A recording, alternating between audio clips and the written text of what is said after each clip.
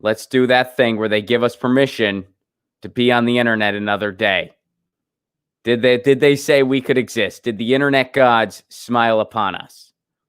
You guys know I always have to see it for myself, and I've seen it, and it's beautiful. What's up, everybody? What is up? Good afternoon, good evening, good day, good morrow, good happening. I hope all your dreams have come true, every single one of them. If you got a dream, I hope you crushed it. Shout out to everyone who makes this show possible. First of all, our friends over at ZT.com. Their tea kind of rules. ZHITEA.com. Their tea is awesome. Grab some today. You can get it wholesale, and they supply the tea to this show, and they do an amazing job at it. Their tea is amazing. ZT.com. TriageOil.com. That's TRIAGE oil.com, formerly known as Trendiest Dabbers. They make topical pain oil that has done wonders for my neck and my shoulders these days. My shoulders are being goofy. Their pain oil, it really does. It works wonders. You rub the pain oil on it. It has a nice aroma, and it has relieved headaches for me in the past. It has relieved my neck. You guys know I was in a car accident in 2013. My neck will probably never quite be the same, but this pain oil has helped more than anything else. So that's triageoil.com. Thank you guys for the pain oil, and check that out if CBD pain oil is of interest to you. And maybe you're thinking, Ron, what about the CBD oil that I can ingest? Do you got any of that? Yes, I do. Rare Naturals, that's with an S, CBD.com. Natural CBD oil, you can put it in your drink. That's the way I like to do it. I put it in seltzer water. It has just a regular natural flavor, so it's very subtle.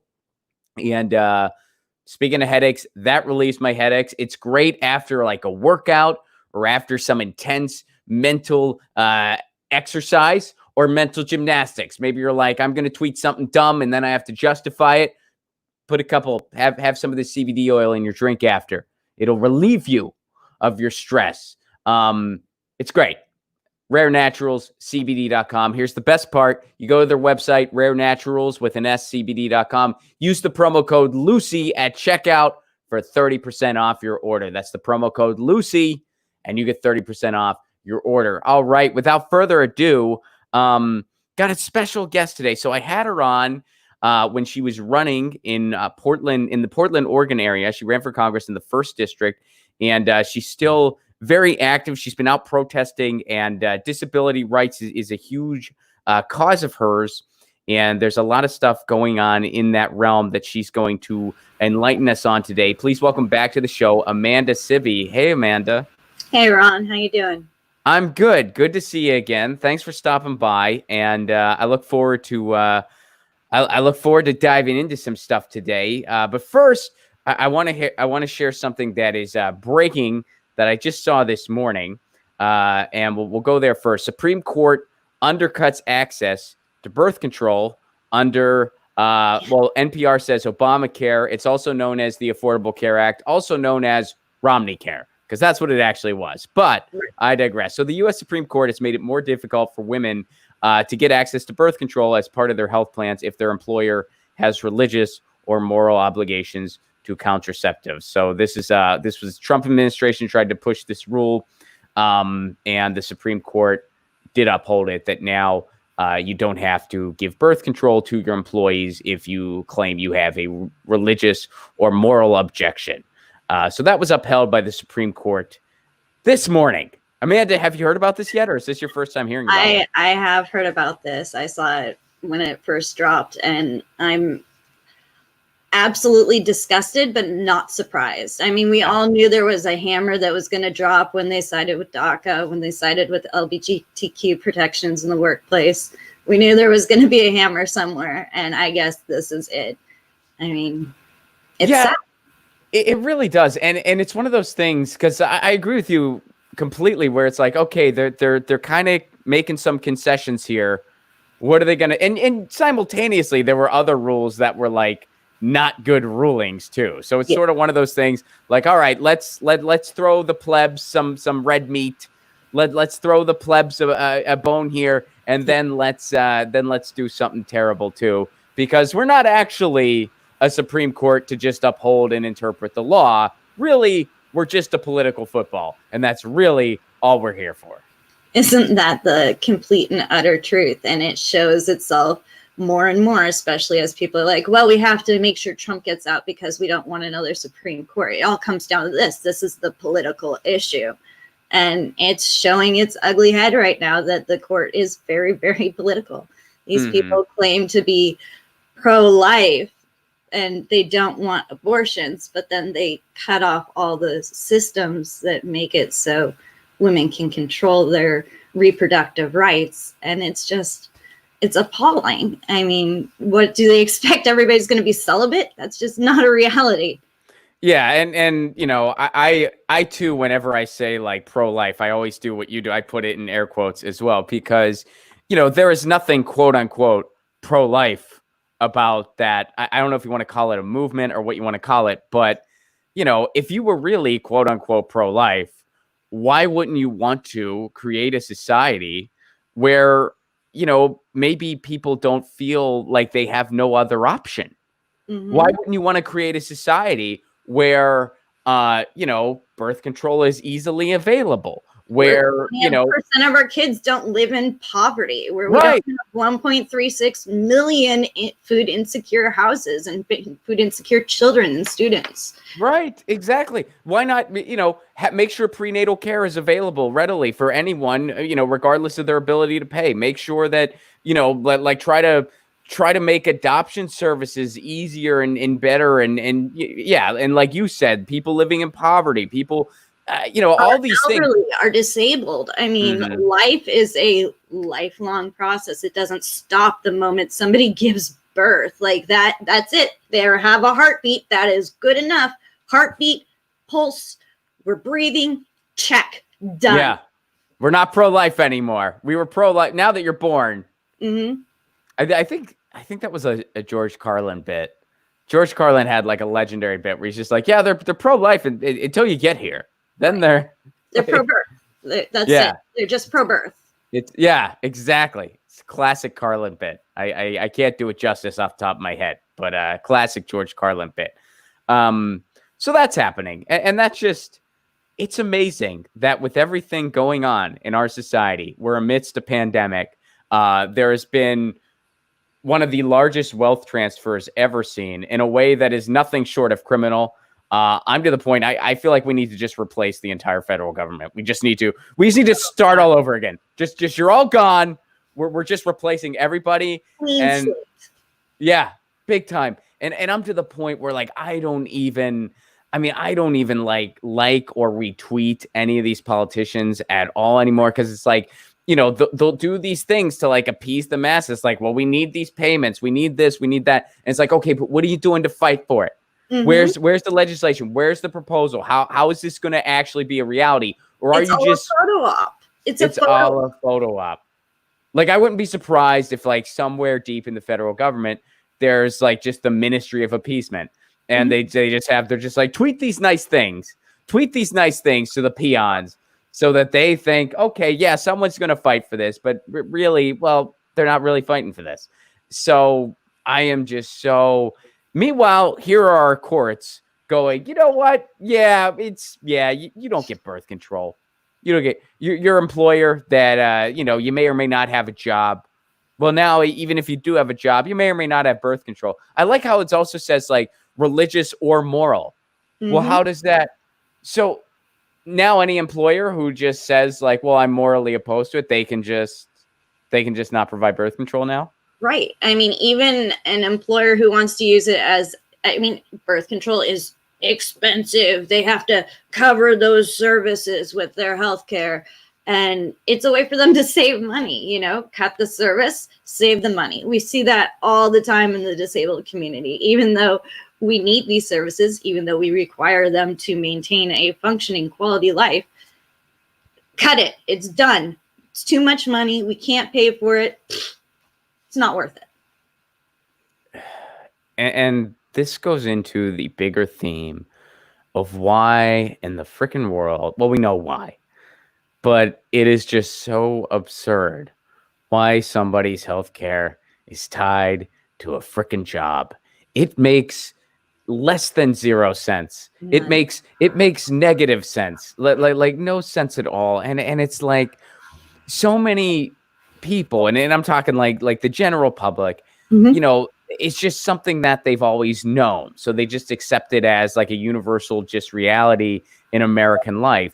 But when you take a step back and you really break it down, you realize how absolute batshit crazy it is.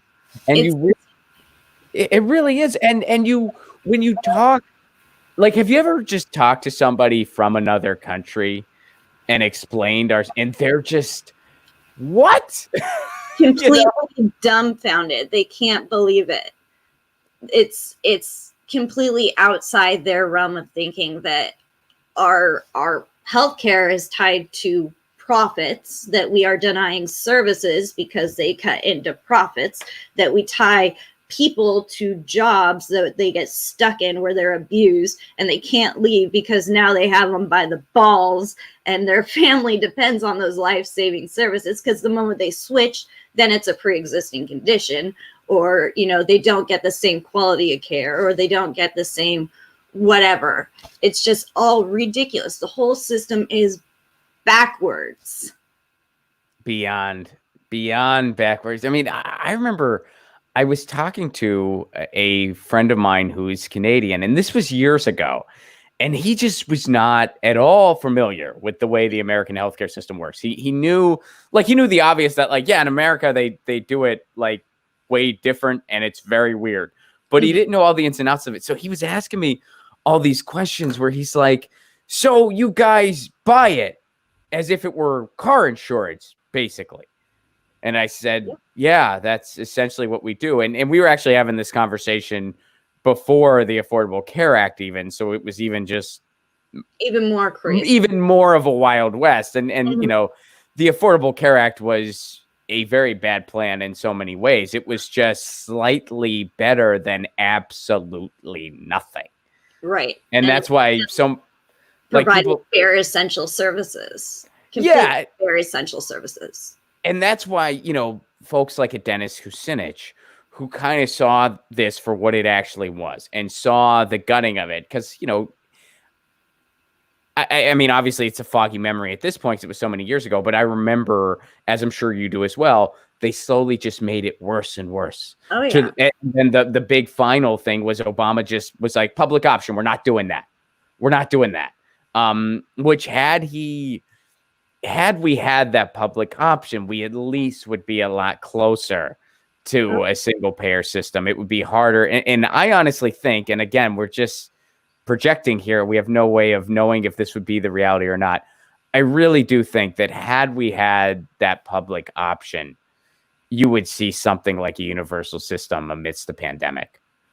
I feel like it would be, I feel like it would just happen.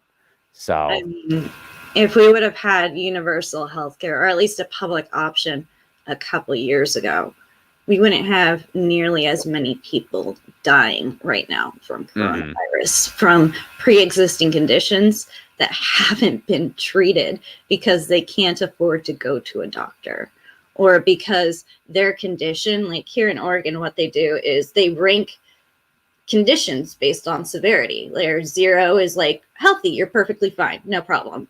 And 1000 is like, oh, you're dead, baby. And then they only cover from 500 up.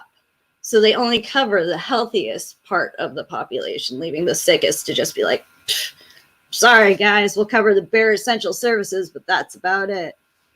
So this sort of transitions into some of what you wanted to talk about today, because I know you wanted to talk about what's going on in the disabled community amidst the coronavirus, the pandemic. And in particular, you have been talking a lot about Michael Hickson. Yeah. Which so we'll go. This is just an article from the New York Post, and I know you're very fluent on all the ins and outs in this, and I can't wait to talk about it. But quadriplegic dies of COVID-19 after hospital refuses treatment. So what happened here? So basically, Michael Hickson is a 46-year-old man. He has suffered cardiac arrest back in 2017. And it left him, the CPR that they did to save his life, left him a quadriplegic and with brain damage. and he's been living in an assisted care facility. He is conscious, or he was conscious. He was alert. He just wasn't verbal. And the doctor, when he got coronavirus, he went in, he received treatment.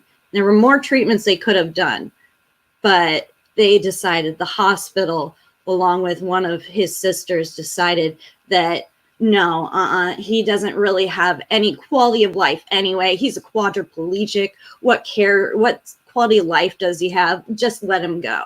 Just let him die. And so they ended up taking Michael Hickson off of all the treatment and letting him starve to death for 6 days while he just slowly deteriorated and died in agony. They removed all treatments, all food, all nutrition, and just let him die. So, and the family was split on this. The family was split, and that's the thing in Texas. So what, as long as they have one family member that says agrees with the doctor, then the doctor can go ahead with it. Whether that person, they were fighting over legal custody of Michael, because the wife was like, no, this is my husband. He has a quality of life. He is responding. He is conscious. He is alert. He just can't communicate with you. And the sister agreed with the family, or the doctor. And in Texas, they have a law that, well, if they're competing, then it goes to a hospital review committee. And that hospital review committee appoints a guardian who's never really seen that patient, who doesn't really know them or interact with them, that's supposed to be an impartial third party, and they get to make that decision. And when they sided with the hospital, the review committee is like, okay, well, fine, we're just going to go ahead and kill this man. And the family had no repercussion, no way to go back. So why? And maybe this is just like I don't understand all the ins and outs of the actual condition he was in, and maybe this can speak to that. But why did he not at least, like, why was he unable to just leave the hospital after they made that decision? Like why did he just stay in there for 6 days? They don't allow you to take him out once the hospital has like initiated that process. Once they stick them in hospice, you don't have the right anymore to that individual. They basically take custody of that person like they were a child.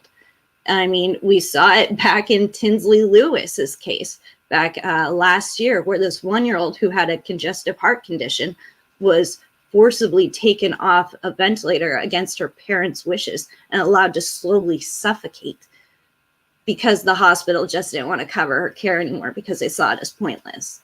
This little girl was conscious and alert, and they let her slowly suffocate because they didn't see any quality of life for her. So this gets into like a very big theme that is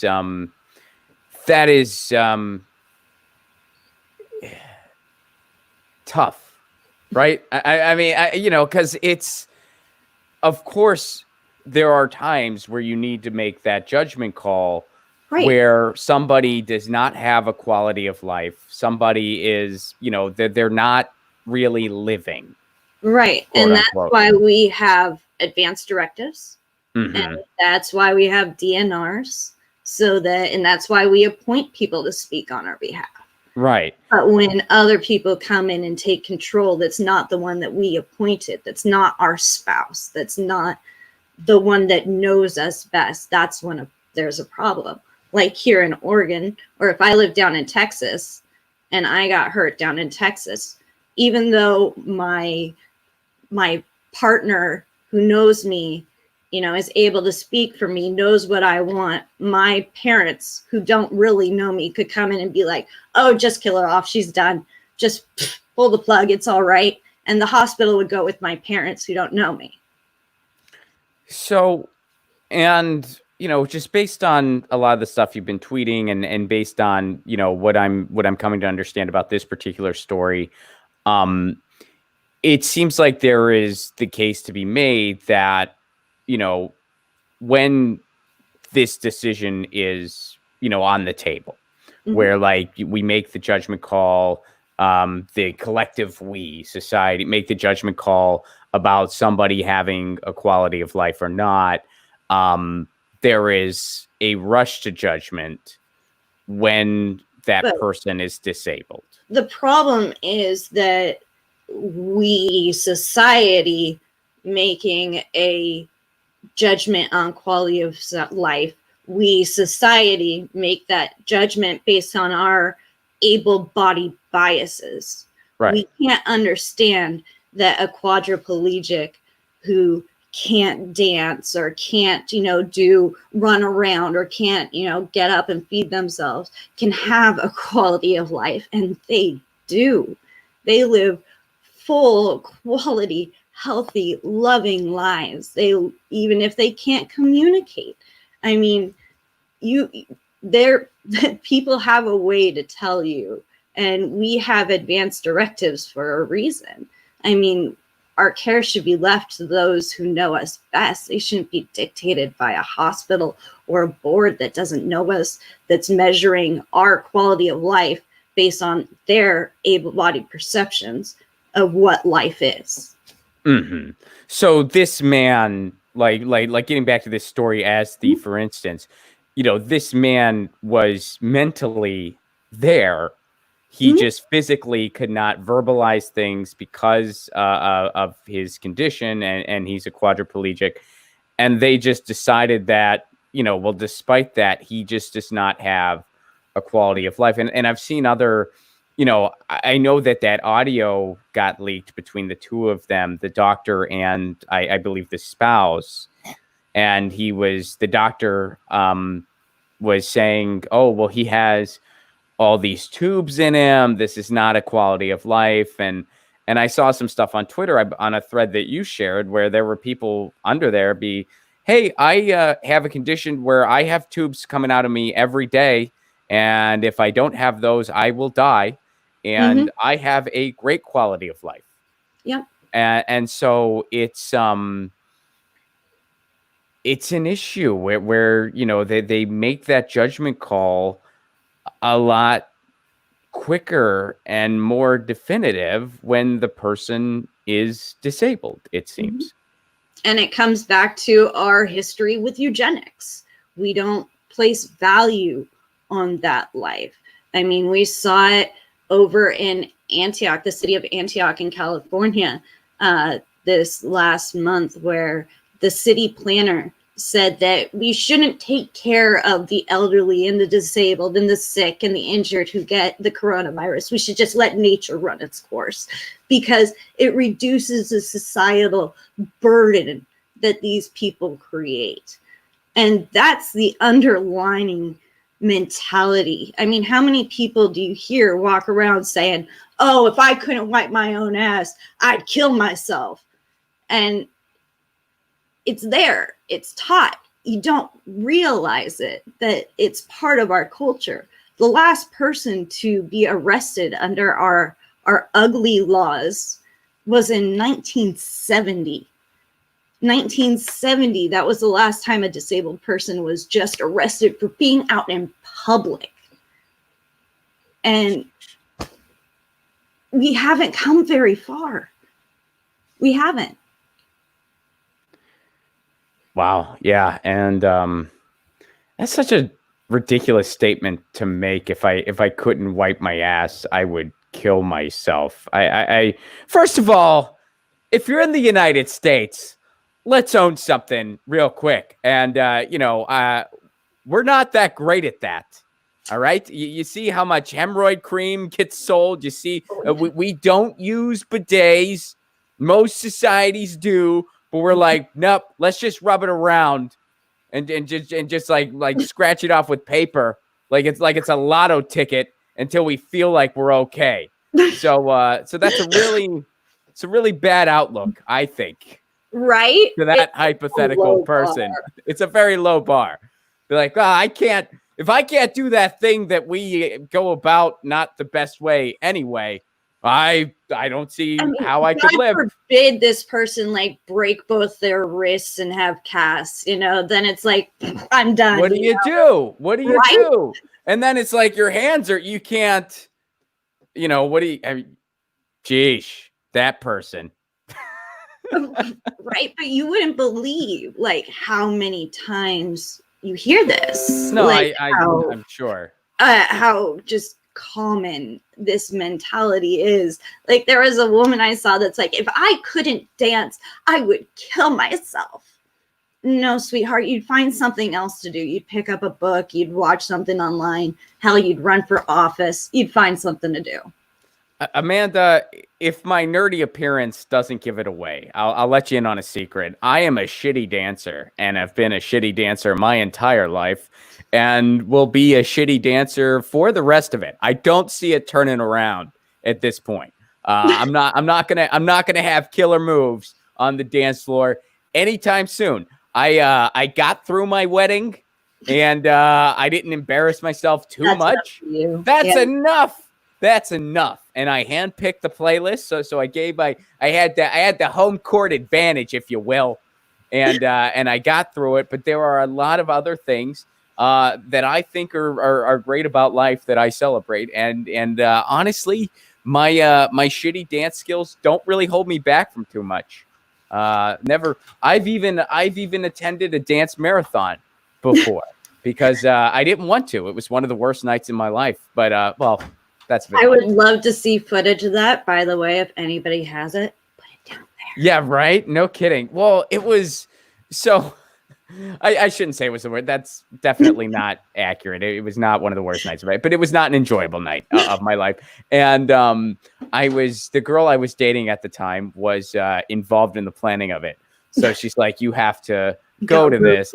Yeah. And I'm like, I don't really want to go to this. And so I went to an all-boys high school, and the girl I was dating was at the all-girls high school. Yeah. And so there was not a lot of she had you on a leash, man. You were stuck. And there was not a lot of guys at this, which whatever, but I was one of like one of 5 guys there. And I didn't want to dance the whole time. I'm like, I can't dance for like 12 hours. I don't even like to dance for like 10 minutes straight. So I remember I went to, they had like rest areas and they had like a room that was designated for guys. And I went in there and I just like laid down in like one of the hammocks and was just chilling out. And then a bunch of girls came into that room to just kind of talk and hang out. And then I got in trouble. Like one of the nuns came in and they were like, you're not allowed to be here. Look. And I'm like, well, no, this is the guys' room. They're not. I mean, if you want to kick them out, that's fine. They're just talking and I'm just sitting here talking to them. Like, but they were like, oh, no, it's after 11:30.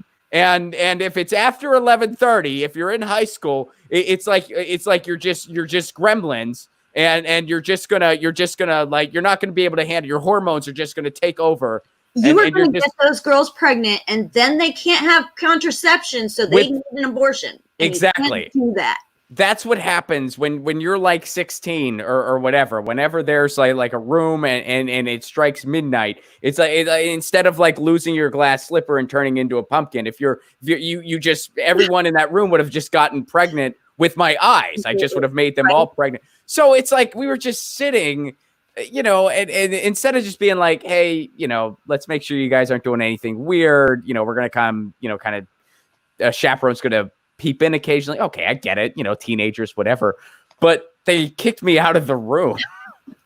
And I'm like, this is the guy's room. Like, I mean, if you want to make them go to a girl's room, that's fine. I mean, I don't think that's necessary. I'm like sitting.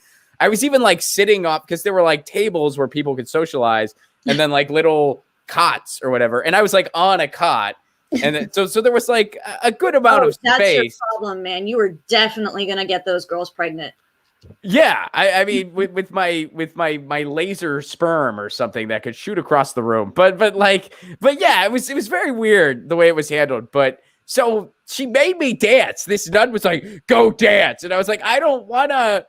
And it was just so funny. She's like, I don't want anything weird to happen. So you get out of this room. I was in the guy's room. She's like, you get out of this room. And she's like, I don't want to encourage anything weird. No, you go dance. And so I go on the dance floor where there is this song pumping through, just blatantly talking about butt sex. That was she's like, do something pure, go dance. And it was like this song. I don't remember the song. I just remember like hearing the lyrics, and I was just like, this is all kind of ironic that, I'm just sitting in a room. I don't, we were just talking. Nothing was happening. There were like, 10 girls and me. I'm just sitting there, and I get kicked out, and they're like, go dance to the butt sex song like a good Catholic boy. It was so weird.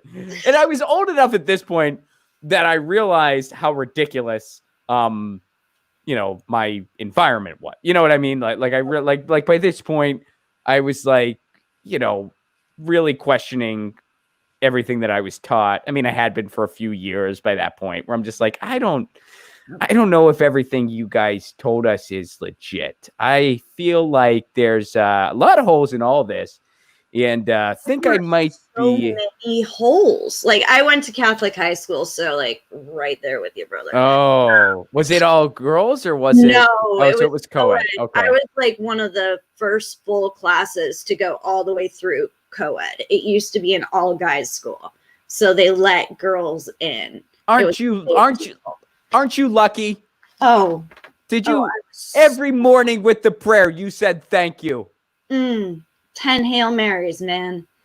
Did they make you do that? Like, say 10 extra Hail Marys, because we decided that despite your ovaries, you get to learn something.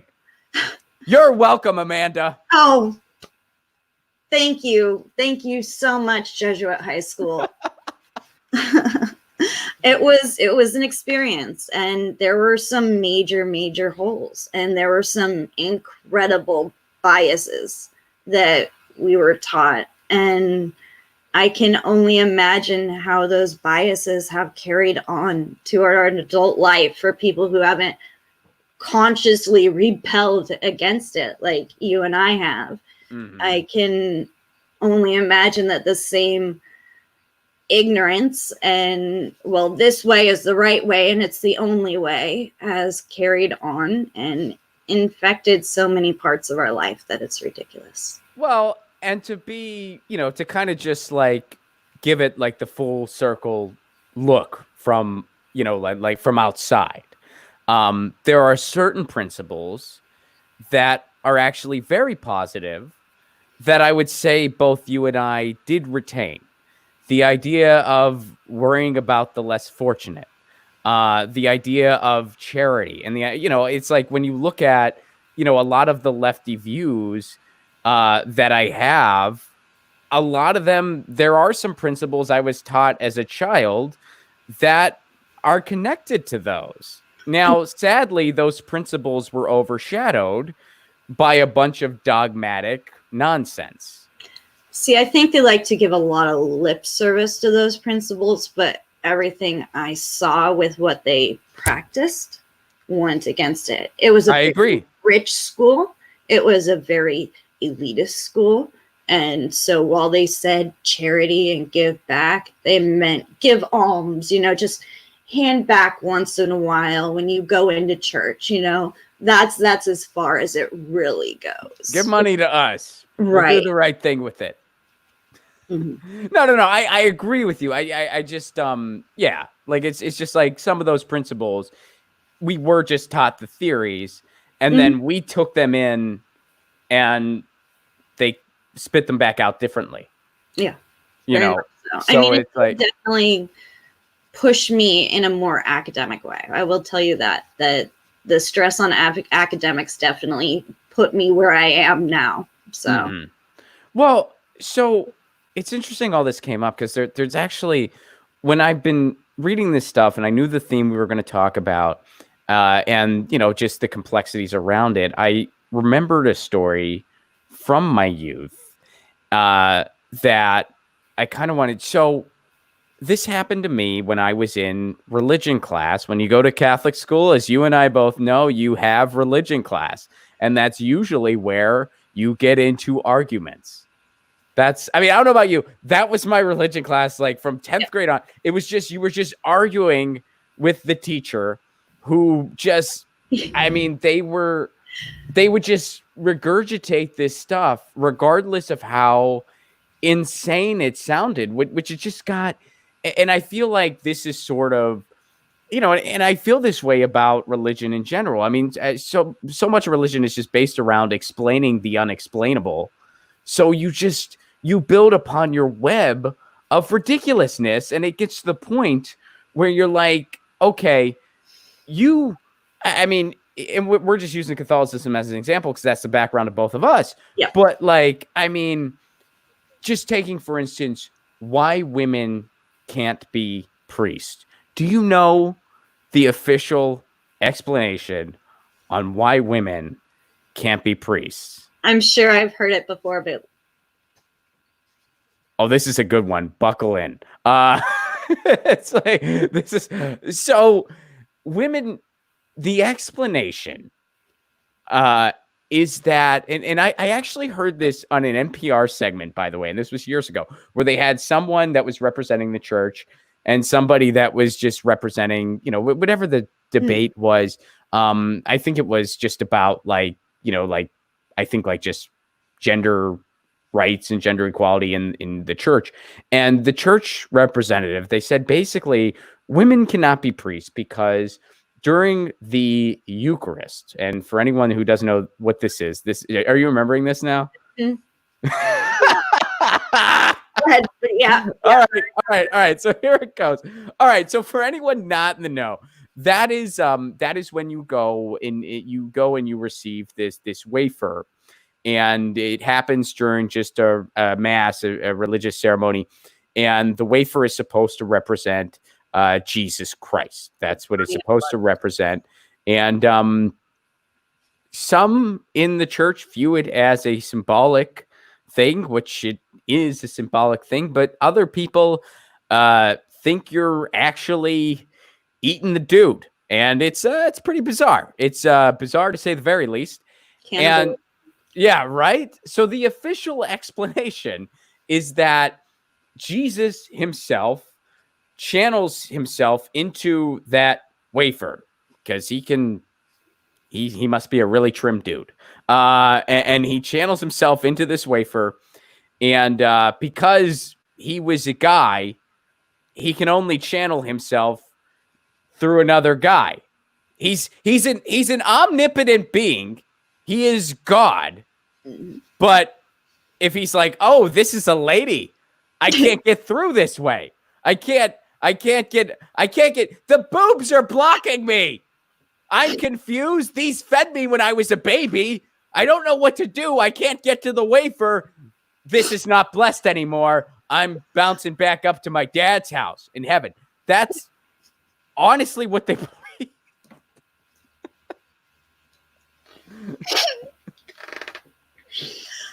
Oh, I love you, Ron. So, I mean, that's just beyond ridiculous. Right? It's pretty, I mean, to you and I, that's beyond ridiculous, but there are people that actually believe that.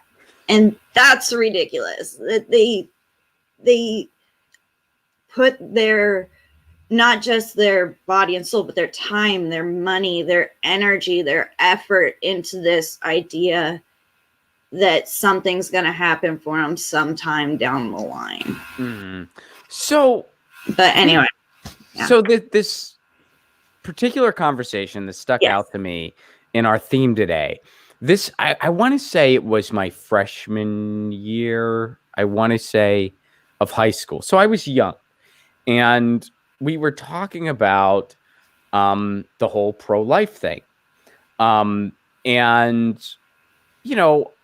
as we've talked about earlier in this segment, there is a time where that judgment call of saying this person has no quality of life, there is no hope for them, ever recovering from the ailment that is plaguing them, their life is over, and we're not doing them any favors by keeping them alive. There are times where that is the right judgment call to make. Yep. And we our just do it in the most cruel way possible. At times, certainly. At times, certainly that is the case. I don't think that's the case every single time, but there's definitely a very negative bias going on when it comes to the disabled. You wouldn't believe how many elderly people are withdrawn from food and water, and that's how they die, is they're just starved to death. I mean, it is a very, very common thing, just unplugging the vent and letting them suffocate to death slowly. A lot of these people are conscious and awake, and like my great grandma, they withdrew food and water from her for 4 days, and till my family got there, we're like, whoa, hey, no, this is not okay. She is starving. She wants to eat, and you are not feeding her. And like, what point does somebody else get to make that decision and torture us to death? What point does it get to be a kind and compassionate decision done in a kind and compassionate way? I mean, I definitely didn't want to see my great grandmother starve to death. I wouldn't want to be starved to death myself. I wouldn't want anybody else to be starved to death, which is why I'm such a big advocate for increasing food stamps and making sure that we have a basic quality of life. And when we're just allowing people to slowly suffer and die, when we take away pain management, when we take away the ability for people to live and just be like, okay, you're just going to suffer as you are until you eventually perish naturally. That's not kind. That's not compassionate. Well, so in those types of situations, do you think there's room for, and again, I'm talking about a situation where, you know, there is no question, there is absolutely no quality of life. This person is, for all intents and purposes, an advance directive that is signed, that the family is on board, that everybody is on board. Yes, they understand that this person just has no chance. They are not with it mentally, physically. They are no longer. They are breathing artificially, and that's it. They are comatose in a bed. Yes, this is the situation I am talking about in this question. Do you think there is room for something like a euthanasia? I think that is a reason that we have advanced directives, that each person is different. There are some people that would prefer to be kept alive on a vent. And I think that that's personally their choice. If they want to have that vent and that, you know, and there are people that want to take care of them, then that is their choice. And there are others that are like, okay, if this is a circumstance, then that's the circumstance, let me go. And it needs to be an individual decision made on, I mean, I don't know about you. I wouldn't want somebody making that decision for me. I wouldn't want to put it on their hands, which is why I have things like advanced directives and, you know, because I don't want to put that weight on somebody else to make that decision. So in advanced directives, like, what are all the decisions that someone lays out? Like, what are all the factors that an individual puts on there? Everything. It covers every situation, every possible outcome. If you are on a vent, if you are, you know, in a coma, if you are, you know, completely unable to care for yourself, you know, what do you want? How far do you want the medical interventions to go? And it leaves all that in the patient's hands, in the person's hands, and that should be followed to the letter. Nobody should be able to come in and circumvent that. Or when we've explicitly talked to about it with our partner and they know our wishes, nobody should be able to come in and say, well, no, sorry, darling, that's not how this goes. I get to make that decision because that's our loved one. That's our life. We know what type of life and what type of quality we have. Nobody knows better than that patient what they want, and nobody should be able to make that decision for a patient. So if a patient says, like, no matter what the circumstance, you have to keep me alive, absolutely, no matter what, it doesn't matter my condition, it doesn't matter anything at all, you just have to keep me alive no matter what. I don't think you'll find many people that want that. Right. You know? So, right. There aren't many people that want that. So what is the general cutoff then? Like, where do people kind of like what's a common, like, draw the line here? Individual decision. I mean, like, some people it's 6 months. One of the young women that I am the signatory for her advanced directives, she has it very specific for 60 days, and if she's not recovered in 60 days, then she's done. But it all depends. So people can give timelines. Exactly. Okay. So that was, I wasn't sure, like, if it was you describe a certain condition, and if that's not met, or you can give a timeline, or if it's a little bit of everything. Yeah, it covers everything. How long you want it, how intense you want things, whether you want to be artificially resuscitated, whether you want to be on a vent. I really encourage everybody to fill one of these out, because you never know when something's going to happen, like happened to Michael Hickson, where he had a sudden cardiac event and ended up a quadriplegic. And so I really encourage people to go fill out these advanced directives. How can you fill it out? Like, where do you go? Online. You can, I can actually get you a link, and I'll shoot you a link after this where you can go and fill out an advanced directive, and then you just get it notarized, and that's it. It's official. Carry it on you. Wow. You're safe. It's done. Nobody has to make a decision for you. You can make it for yourself.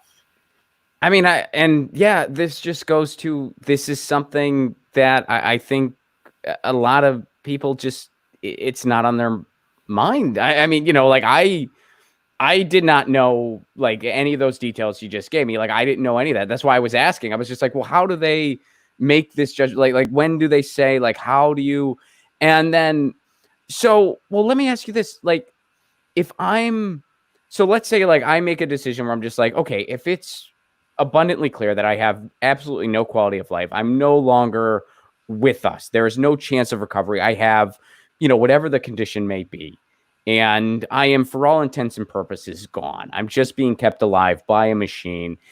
I don't want to be kept that way. I want you to just pull the plug. Yep. Will I then just slowly starve to death in a hospital? Or are there options? The situation. I mean, if you are if you are completely vegetative state, brain dead, on a vent, and they pull the plug, it's usually within a couple of minutes, because the vent is artificially pumping oxygen into your body to keep it alive. Right. But in a case like Michael Hickson, where he was, the vent was just assisting him, basically. Mm-hmm. And that he could function and breathe and do on his own, they allowed him to just sit there and take away his nutritional rights and take away his right to eat, and let him go that way. Has there been any, like, reports of, I mean, was there any type of communication between him and his spouse while this was going on? And I know, like, he cannot verbally communicate, but like, what was he able, From what I understand, just by reading the articles, was that he was in good spirits. He was ready to keep fighting. He was, ready to keep going with treatment, that he was happy. He gave them a thumbs up the last time they saw him. He gave them thumbs up and a big smile, and, or not a thumbs up, but like pursed his lip and gave, that he was excited, that he was ready to go, that he was able, he gave that expression that he was ready to keep fighting. And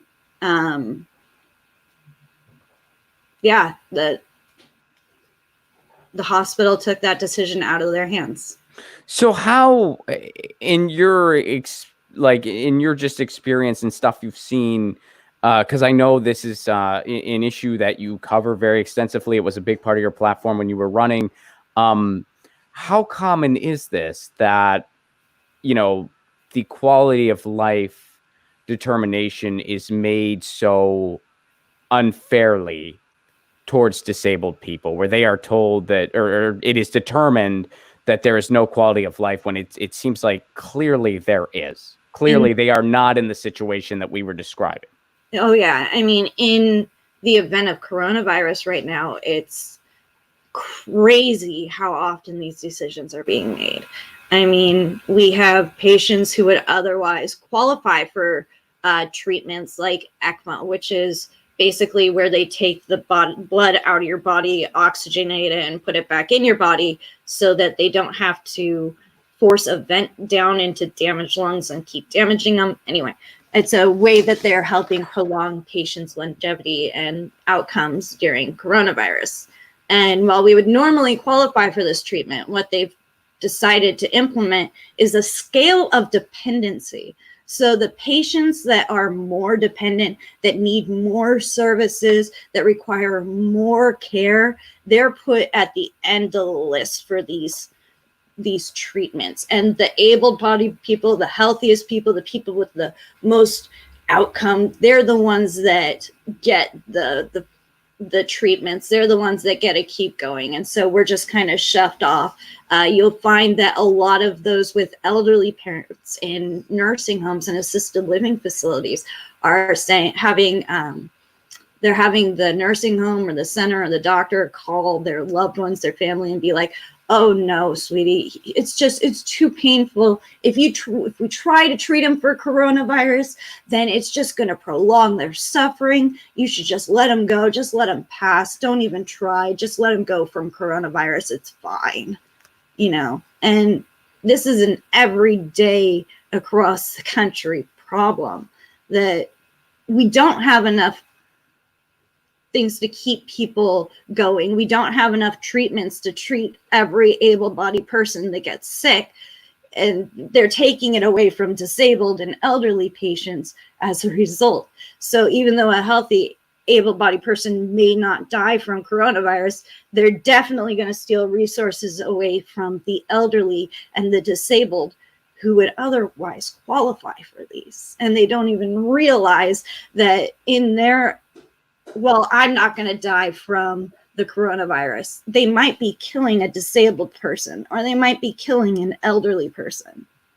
Well, that's another thing too. And I think you pointed this out on Twitter, where it's like so often, and we've all heard people say this, where they try to shrug this whole thing off like, well, it's only elderly people and, like immune compromised people. That is like, do you realize how horrible what you just said is? Yeah.